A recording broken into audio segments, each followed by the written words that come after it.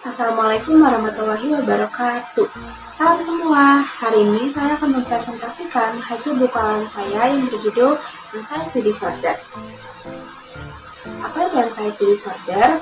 Anxiety disorder atau gangguan kecemasan adalah gangguan kesehatan mental yang ditandai dengan perasaan khawatir, cemas, atau takut yang cukup kuat. Rasa cemas adalah hal normal yang dirasakan ketika seseorang menghadapi situasi atau mendengar berita yang menimbulkan rasa takut atau khawatir.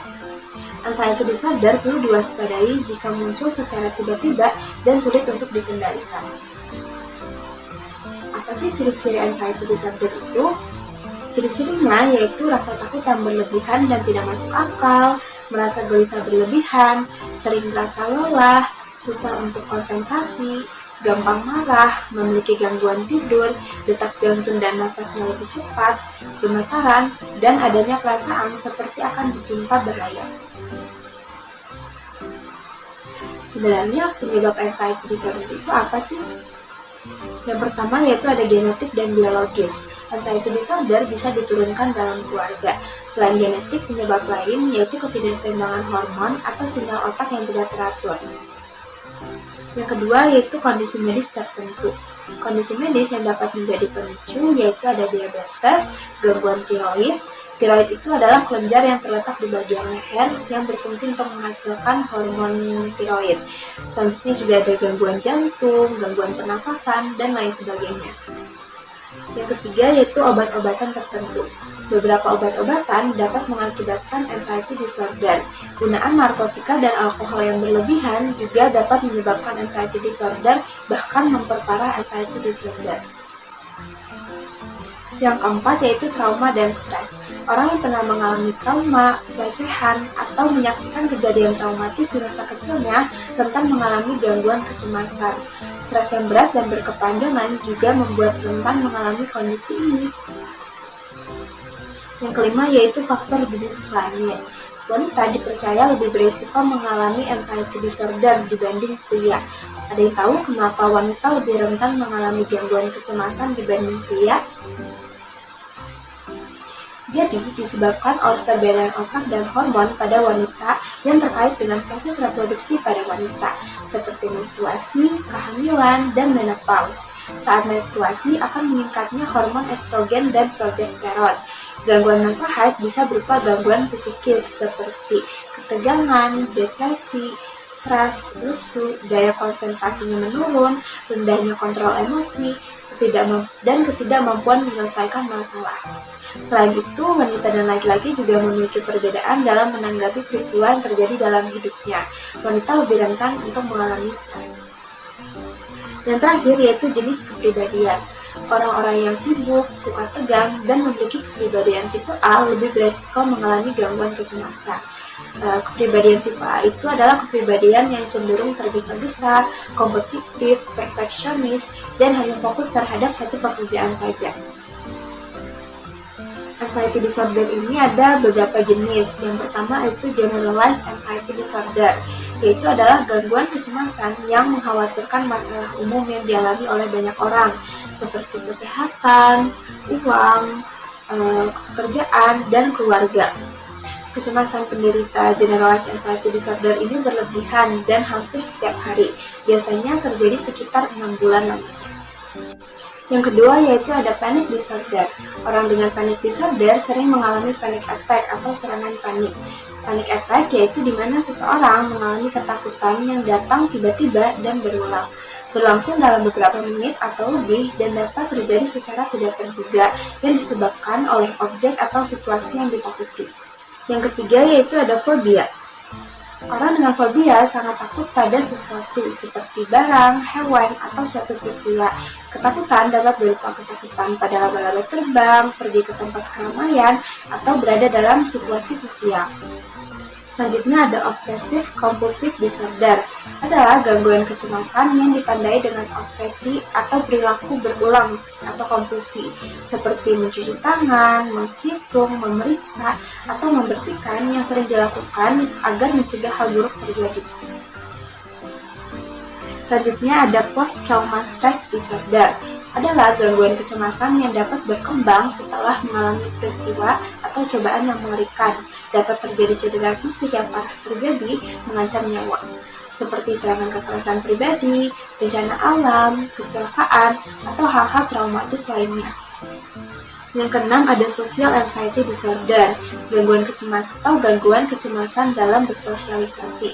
Terjadi saat pengidap anxiety disorder berada dalam situasi bersosialisasi, ia akan merasa gelisah dan terlalu sadar diri terhadap penampilan, perilaku, sikap, atau perkataan jika dihadapkan dengan seseorang. Umumnya akan menghindari perkumpulan sosial. Yang terakhir yaitu ada separation anxiety disorder, atau gangguan kecemasan dalam perpisahan. Orang dengan gangguan ini akan mengalami kecemasan berlebih dan kepanikan berlebihan ketika berpisah dengan seseorang atau tempat yang memberi rasa aman kepada dirinya. Apa saja sih tanda dan gejala yang muncul pada penderita anxiety disorder?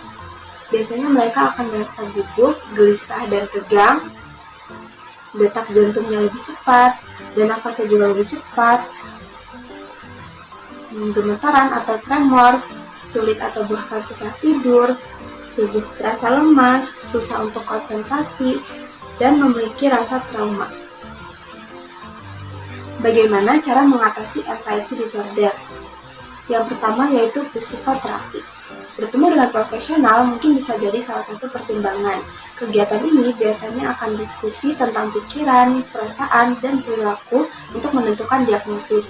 Bentuk psikoterapi yang efektif untuk mengatasi gangguan kecemasan adalah terapi perilaku kognitif.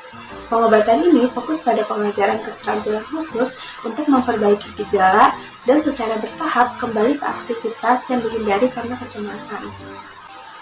Yang kedua yaitu obat. Beberapa jenis obat-obatan digunakan dokter untuk membantu meredakan gejala kecemasan, tergantung pada jenis gangguan kecemasan yang dialami. Di antaranya adalah antidepresan dan obat anti kecemasan. Dalam keadaan tertentu, dokter akan meresepkan obat lain seperti obat penenang. Namun, obat ini diresepkan dokter untuk menghilangkan gejala kecemasan jangka pendek, tidak untuk digunakan dalam jangka panjang. Yang ketiga yaitu manajemen stres. Teknik visualisasi, meditasi, dan yoga adalah contoh teknik relaksasi yang dapat meredakan gangguan kecemasan. Jika gangguan kecemasan muncul, atur pernapasan sampai menjadi lebih rileks. Apa sih dampak anxiety disorder itu? Dampak penderita anxiety disorder atau gangguan kecemasan akan menjadi sulit menjalani aktivitas dan pekerjaan sehari-harinya. Selain merasa munculnya rasa cemas yang mengganggu, penderita gangguan kecemasan umum juga dapat merasa cepat lelah, tegang, mual, sakit kepala, sulit untuk berkonsentrasi, sesak, dan insomnia. Apakah penderita anxiety disorder bisa sembuh? Rasa cemas tidak mungkin dapat hilang sepenuhnya karena itu merupakan reaksi terhadap kondisi stres pada lingkungan.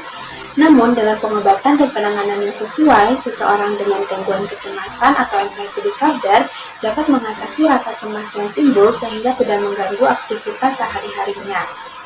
Karena itu, disarankan untuk tetap melakukan konsultasi dengan dokter secara rutin untuk mengatasi gejala yang dialami.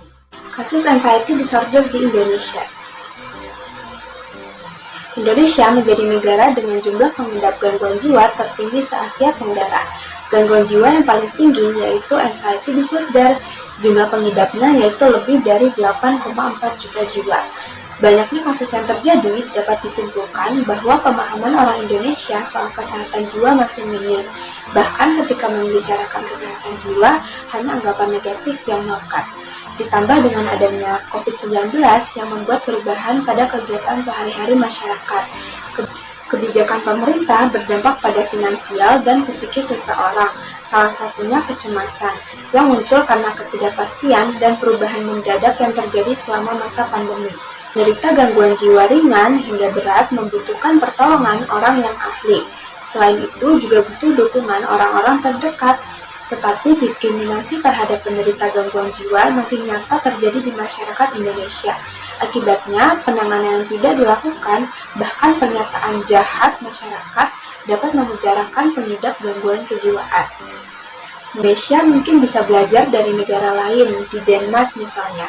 Penanganan penyakit mental berjalan sebagaimana mestinya. Tidak ada anggapan bahwa penyakit mental ini merupakan aib bagi satu individu.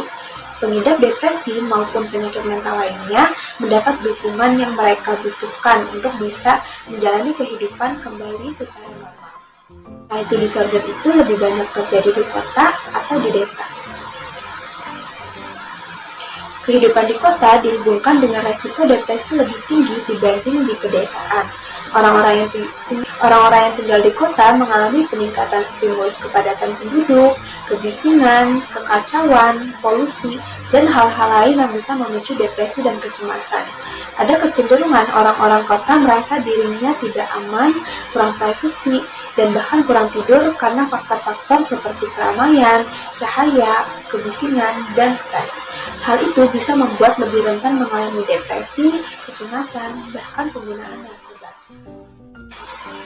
Sekian presentasi tentang anxiety disorder dari saya. Jika ingin mengetahui tentang anxiety disorder lebih dalam, bisa membaca buku yang sudah saya buat. Sekian, terima kasih. Wassalamualaikum warahmatullahi wabarakatuh.